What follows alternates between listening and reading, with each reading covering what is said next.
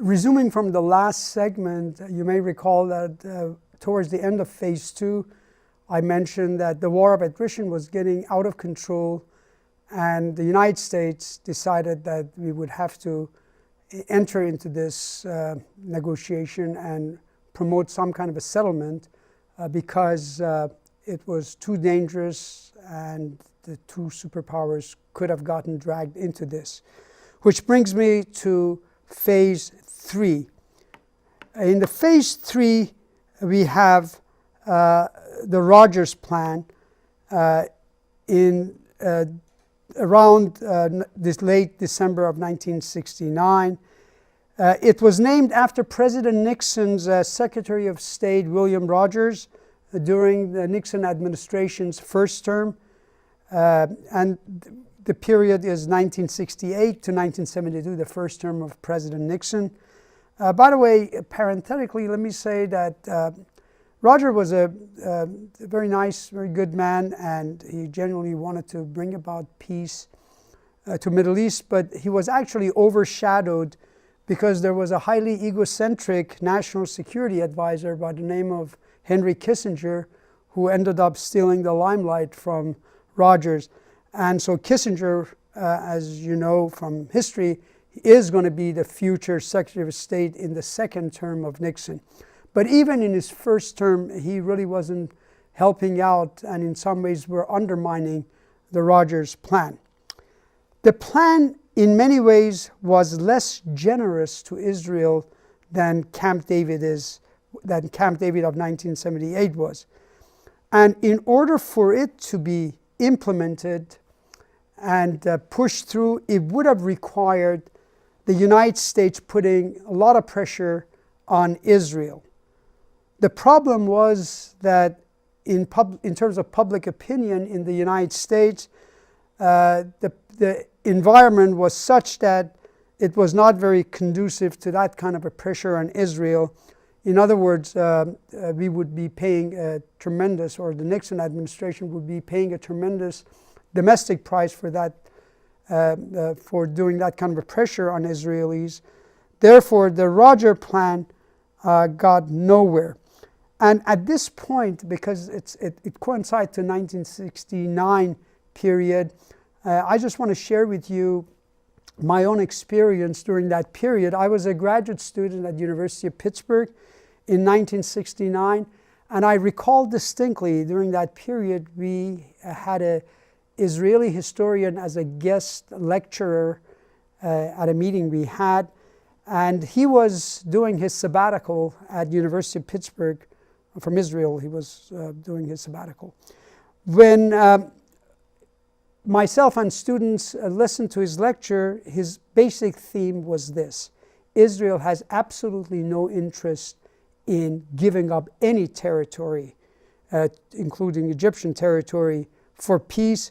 They don't see a need for it. They feel they are very, very powerful, and therefore they have no interest in negotiation. So whether it's the Riyadh Plan or Rogers Plan, it's going to get turned down by Israelis. I must point out that we were deeply shocked about finding this out because the United States media keep portraying Israel as the willing peace partner, and it's the Arab intransigence that always led to a lack of an agreement with them.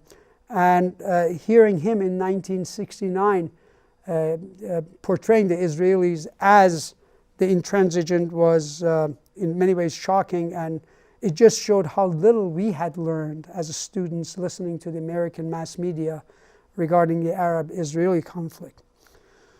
So with the rejection of the Rogers Peace Plan and the Riyadh Peace Plan, now it's gone because of the war of attrition, didn't compel Israelis to go back to that plan either. Nasser now began to seriously strategize how he could recover from the paralyzing military defeat that he had suffered at the hands of Israelis. So you can see why 1967 was such a pivotal, such a watershed year. Now, by now, Nasser had realized that because of the 1967 defeat, being so total, the image of the Arabs had sunk so low that they had no bargaining leverage whatsoever with Israelis. Nasser therefore knew that unless the Arabs improved their image and recover some bargaining strength, Israel would never negotiate seriously with the Arabs.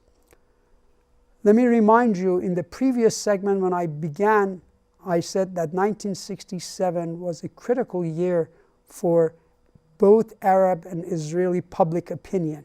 So now hopefully you begin to see that I'm going back to that theme to point out that a lot of it had to do with the imagery.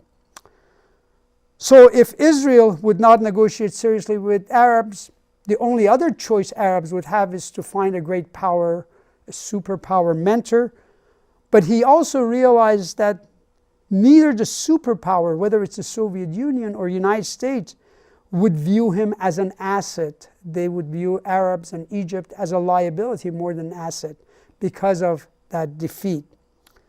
So how could Nasser change this imagery?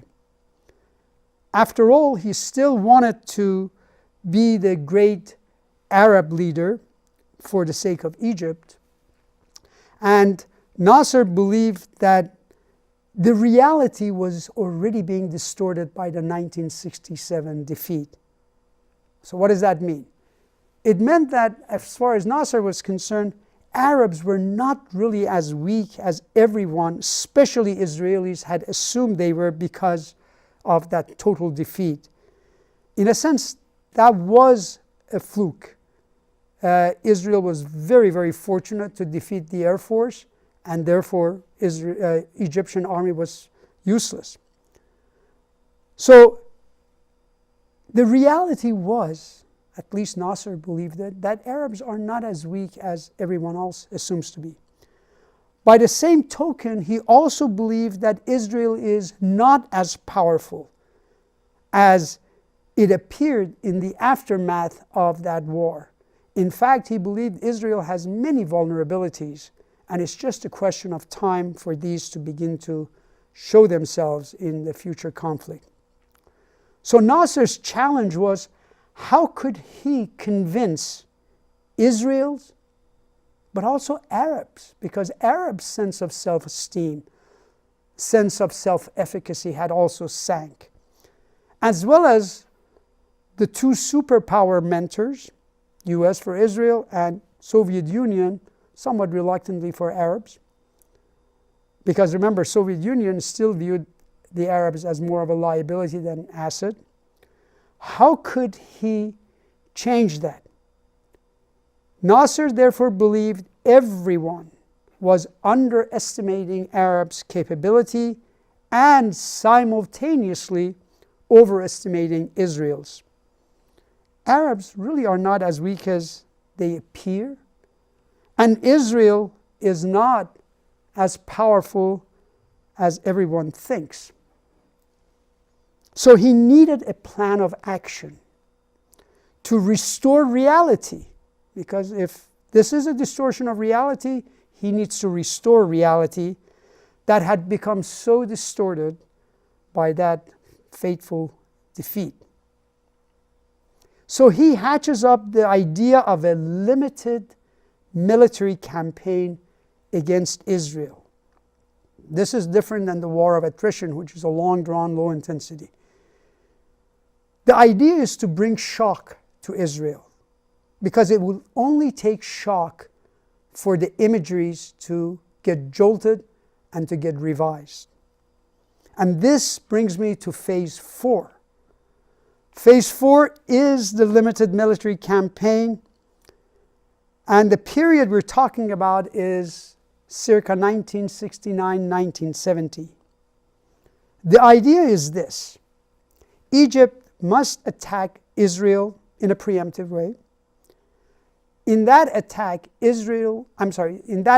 Egypt should demonstrate that it has the capability to push Israelis out of Sinai and across the Suez Canal. they realize that they can only advance about 8 kilometers beyond the canal. Why 8 kilometers? Because, having learned their lesson about losing air cover, that is exactly the range that the SAM's missiles can provide cover, an umbrella for the Egyptian troops. If they succeed in crossing the canal and pushing the Israelis out of the canal to the other side, this shock should make Israel rethink its underestimation of Arab capability and its own overconfidence in her own capability. And when that happens, this will change the Arab image around the world, not just for Israelis. And when that change takes place, it will also improve the Arabs' bargaining position.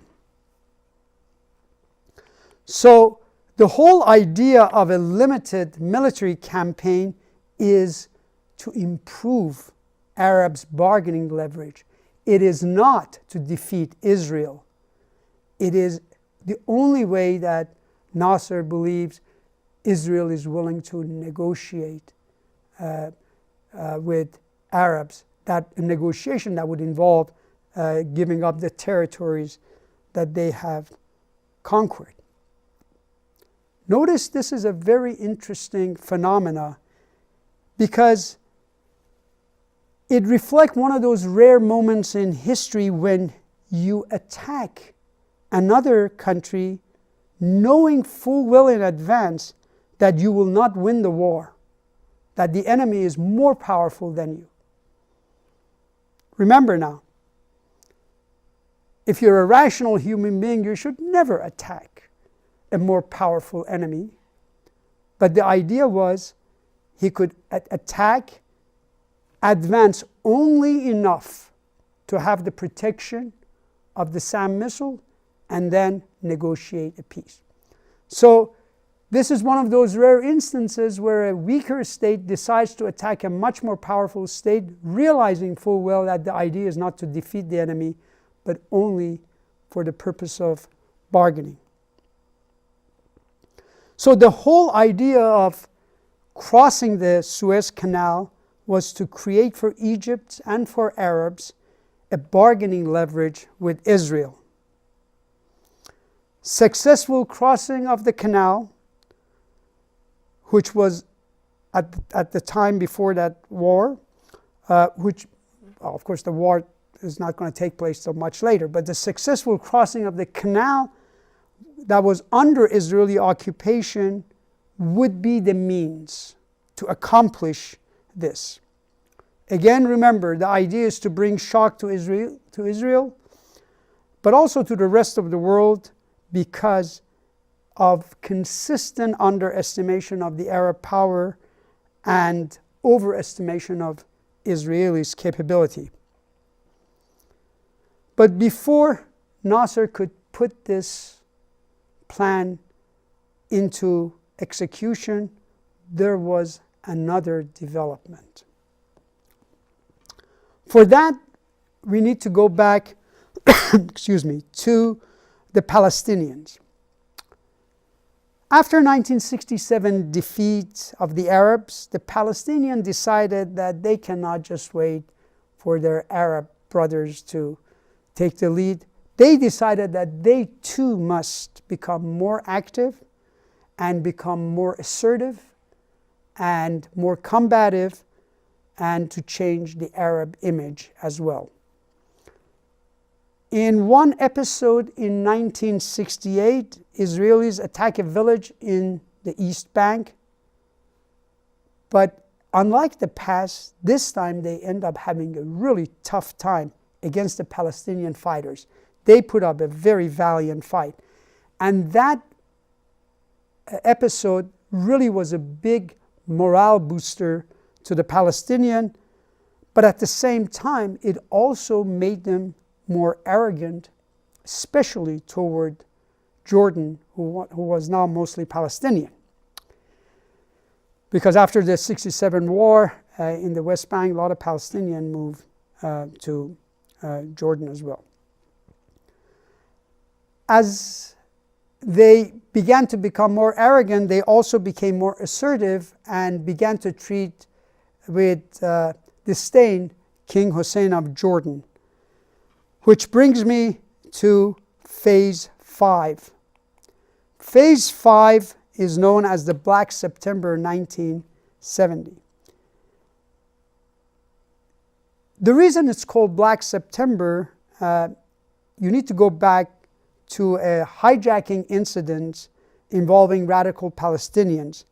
And these Palestinians, they ended up holding these planes they had hijacked in Jordan.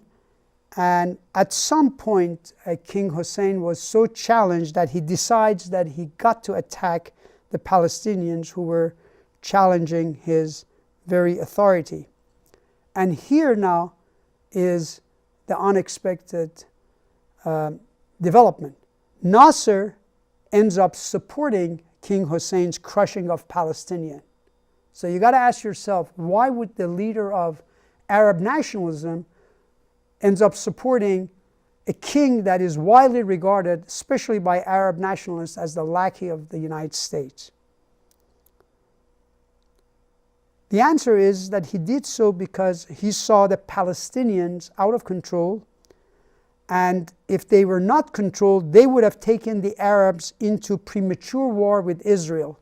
Remember now, he already has his plan about the limited military campaign, and that plan is being, in a sense, trumped by the Palestinian challenge to King Hussein. And remember now, we have a Cold War going on. Black September, in many ways, was probably one of the most dangerous moments in international relations since the Cuban Missile Crisis. At Kissinger's urging, when we saw Palestinian and King Hussein fighting, you had other Arabs, notably, when I say other Arabs, really Syria, only Syria coming to the support of the Palestinians against King Hussein. So at Kissinger's urging, we end up declaring our second nuclear alert. So now you begin to understand why I say this was a very dangerous moment in international relations. As I said, Syrians had decided to send their tanks to help the Palestinians fighting against King Hussein of Jordan. Since at that time we regarded Syria as a Soviet satellite, we saw the Syrian move as really being Soviet orchestrated, given the Cold War environment, instead of seeing it simply for what it was, and it really was inter-Arab conflict. Egypt was supporting King Hussein, Syria was supporting the Palestinian. But then Jordan was already viewed as a close ally of ours in 1958. In 1957, we had overthrown the democratic government there and installed King Hussein, very much the way we had done so in the case of Iran.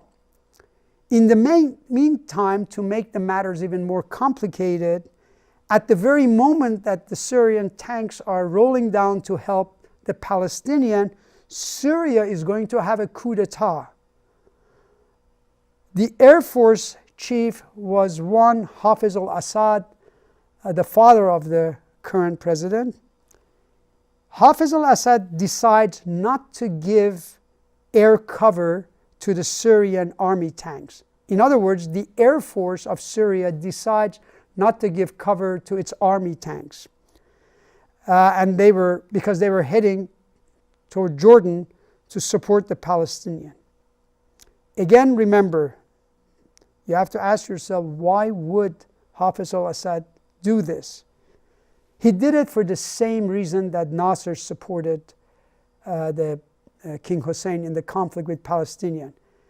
Hafez was very smart. He realized that the United States will interpret this as Soviet orchestrated, and that could very well bring the United States into the conflict. So just like Nasser, he decided that by denying air cover, he would show that this is not, in other words, he wanted to make sure that Palestinian would not win, because had they won, then the dangers of taking the Arabs into premature war with Israel would have significantly increased. So without the air cover from the Syrian Air Force, King Hussein's small air force decimated the Syrian tanks who were there to help the Palestinian, and after that decimation, his army ends up defeating the Palestinian. And now you have another irony, and that is Hafez al-Assad of Syria, which now was viewed pretty much as Soviet satellite, saves us from an imminent crisis and showdown with the Soviet Union. This brings me to October 1970. A month later, Nasser dies. He was a very, very unhappy man. Palestinians had been slaughtered by their fellow Arab brothers, the Jordanians. It became a truism then that more Palestinians were killed by Arabs than by Israel. So Nasser dies.